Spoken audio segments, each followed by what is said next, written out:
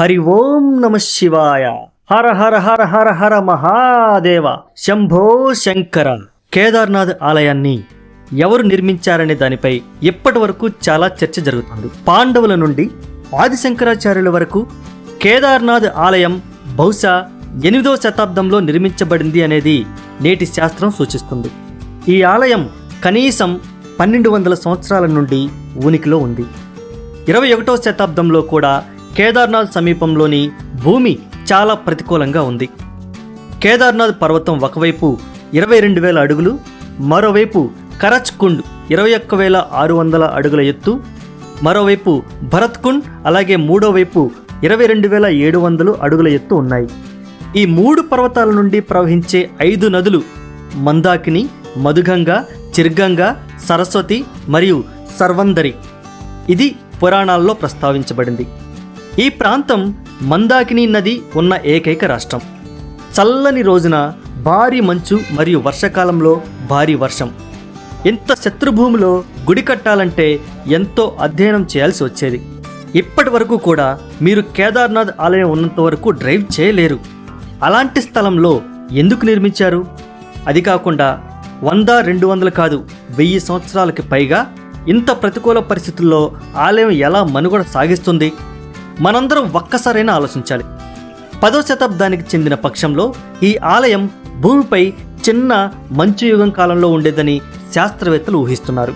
డెహ్రాడూన్లోని Wadia institute of geology వారు కేదార్నాథ్ ఆలయ శిలలపై లిగ్నోమెట్రిక్ dating పరీక్ష నిర్వహించి ఆలయం ఉన్న ప్రదేశానికి సమీపంలో పూర్తిగా మంచుతో కప్పబడి ఉండేలా చూసుకున్నారు. రాతి జీవితాన్ని గుర్తించడానికి లిగ్నోమాటిక్ డేటింగ్ పరీక్షలు నిర్వహిస్తారు.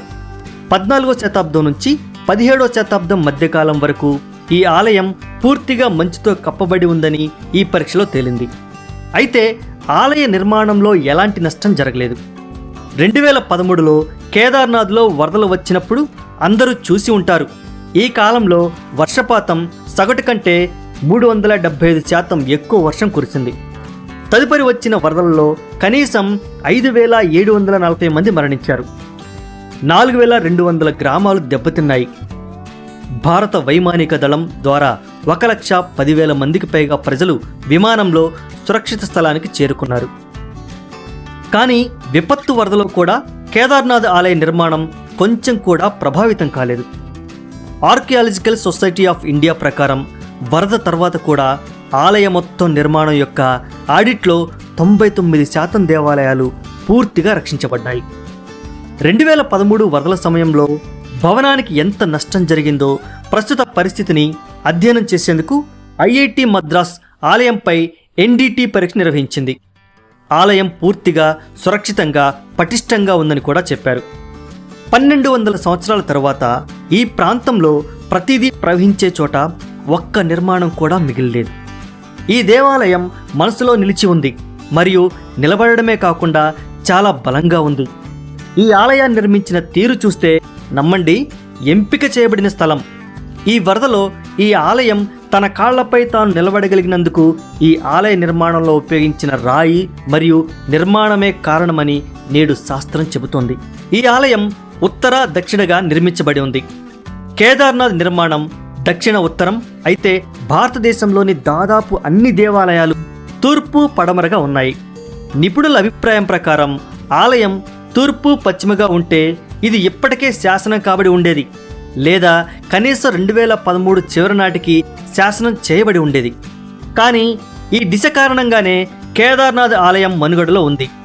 ఇంకో విశేషం ఏమిటంటే ఈ ఆలయ నిర్మాణానికి ఉపయోగించిన రాయి అక్కడ లభ్యం కాదు. అయితే ఆ రాయిని అక్కడికి ఎలా తీసుకువెళ్ళి ఉంటారో ఒక్కసారి ఆలోచించండి. అప్పట్లో అంత పెద్ద రాయిని మోసుకెళ్లే పనిముట్లు లేవు. ఈ రాయి ప్రత్యేకత ఏమిటంటే వాతావరణంలో తేడాలు ఉన్నప్పటికీ మంచు కింద ఉన్న 400 సంవత్సరాల తర్వాత కూడా దాని గుణాలు మారలేదు. అందువల్ల ఆలయం ప్రకృతి చక్రంలో తన బలాన్ని నిలుపుకుంటుంది. ఆలయంలోని ఈ బలమైన రాళ్లని ఎటువంటి సిమెంట్ ఉపయోగించకుండా ఆస్ట్లర్ పద్ధతిలో కలుపుతారు. అందువల్ల రాతి కీళ్లపై ఉష్ణోగ్రత మార్పుల ప్రభావం లేకుండా ఆలయ బలం అభేద్యంగా ఉంటుంది. 2013లో విత గలాయికి గుడి వెనుక భాగంలో పెద్ద రాయి చిక్కుకుపోయి నీటి అంచు పగిలిపోయింది.